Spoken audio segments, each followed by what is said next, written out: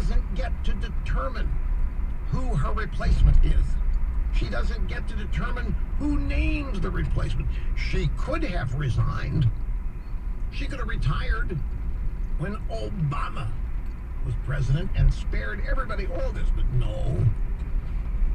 The daughter says she wanted to make sure that the first woman president got to name her replacement. Let's take a brief break. We'll be back. We'll continue. Lots still ahead, folks. Don't go anywhere. This is the Rush Limbaugh radio program, where I never get tired of being right. On the EIB network. News Radio 920 and 104.7 FM. The man. Stop. Keeping the judgment.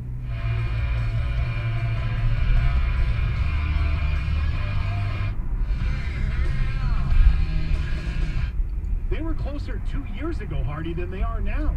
I don't know.